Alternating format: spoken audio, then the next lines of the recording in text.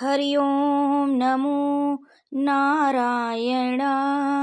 हरि ओम नमो नारायण। ओम नमो भगवते वासुदेवाय। प्रेम से बोलिए भगवान विष्णु माता लक्ष्मी की जय।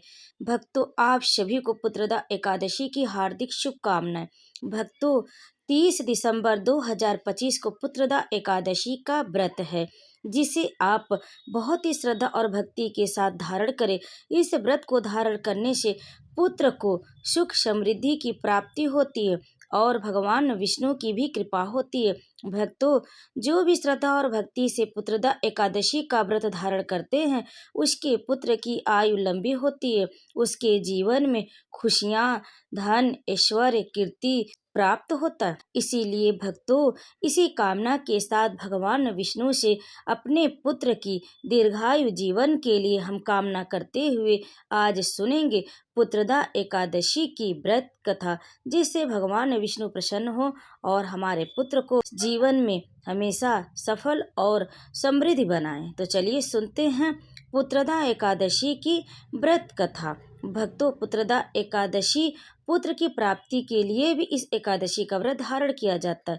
जिनको पुत्र नहीं है वह पुत्र प्राप्ति की भी कामना से इस व्रत को धारण करते हैं, और जिनको हैं वह अपने पुत्र की सलामती के लिए इस व्रत को धारण करते हैं। तो भक्तों, आप 30 दिसंबर 2025 में आप इस व्रत को धारण करें, विधि विधान से भगवान विष्णु माता लक्ष्मी की पूजा करें और इस व्रत कथा का श्रवण करें। तो आइए सुन लेते हैं कि पुत्रदा एकादशी की क्या है व्रत कथा। महाराज युधिष्ठिर ने पूछा, ही भगवान, आपने शपला एकादशी का महात्म्य बताकर बड़ी कृपा की है। अब कृपा करके यह भी बतलाइए कि पौष शुक्ल एकादशी का क्या नाम है, उसकी क्या विधि और उसमें कौन से देवता का पूजन किया जाता है। भक्त वत्सल भगवान श्री कृष्ण बोले, हे राजन, इस एकादशी का नाम पुत्रदा एकादशी है। इसमें भी नारायण भगवान की पूजा की जाती है। इस चर और अचर संसार में पुत्रदा एकादशी के व्रत के समान दूसरा कोई व्रत नहीं है।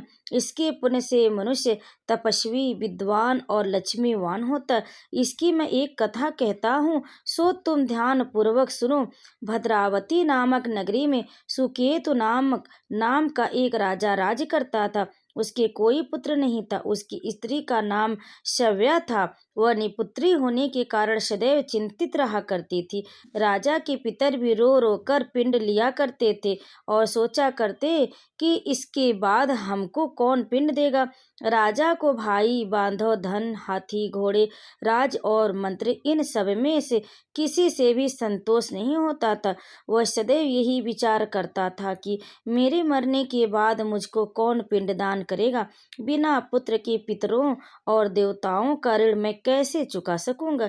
जिस घर में पुत्र न हो उस घर में सदैव अंधेरा ही रहता। इसलिए पुत्र उत्पत्ति के लिए प्रयत्न करना चाहिए।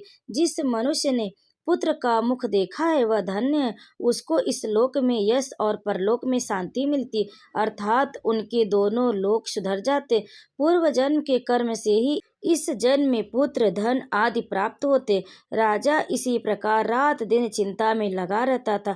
एक समय तो राजा ने अपने शरीर को त्याग देने का निश्चय किया, परंतु आत्मघात को महान पाप समझकर उसने ऐसा नहीं किया।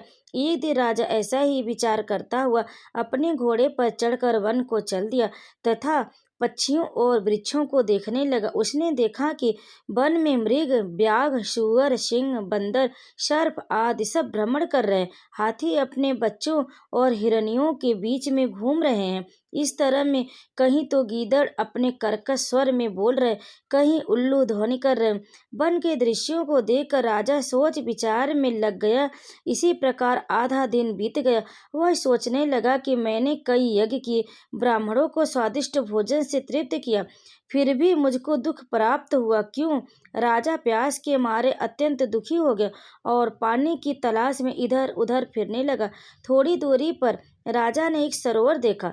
उस सरोवर में कमल खिले थे तथा सारस, हंस, मगरमच्छ आदि विहार कर रहे थे। उस सरोवर के चारों तरफ मुनियों के आश्रम बने हुए थे। उसी समय राजा के दाहिने अंग फड़कने लगे। राजा शुभ शकुन समझकर घोड़े से उतरकर मुनियों को दंडवत प्रणाम करके बैठ गया। राजा को देखकर मुनियों ने कहा, हे राजन, हम तुमसे अत्यंत प्रसन्न, तुम्हारी क्या इच्छा है सो कहो। राजा ने पूछा, महाराज आप कौन हैं और किस लिए यहाँ आए हैं, कृपा करके बताइए। मुनि कहने लगे कि हे राजन, आज संतान देने वाली पुत्रदा एकादशी है। हम लोग विश्वदेव हैं और इस सरोवर में स्नान करने के लिए आए। यह सुनकर राजा कहने लगा कि महाराज, मेरे भी कोई संतान नहीं है। यदि आप मुझ पर प्रसन्न हैं तो एक पुत्र का वरदान दीजिए। मुनि बोले, हे राजन, आज पुत्रदा एकादशी, आप अवश्य इसका व्रत करें। भगवान की कृपा से अवश्य ही आपके घर में पुत्र होगा। मुनि के वचनों को सुनकर राजा ने उसी दिन एकादशी का व्रत किया और द्वादशी को उसका पारण किया। इसके पश्चात मुनियों को प्रणाम करके महल में वापस आ गया। कुछ समय बीतने के बाद रानी ने गर्भ धारण किया और 9वें महीने के पश्चात उनके एक पुत्र हुआ। वह राजकुमार अत्यंत शूरवीर, यशस्वी और प्रजापालक हुआ। श्री कृष्ण बोले, हे राजन, पुत्र की प्राप्ति के लिए पुत्रदा एकादशी का व्रत करना चाहिए। जो मनुष्य इस महात्म्य को पढ़ता या सुनता है उसे अंत में स्वर्ग की प्राप्ति होती है। तो प्रेम से बोलिए भगवान विष्णु की जय, माता लक्ष्मी की जय।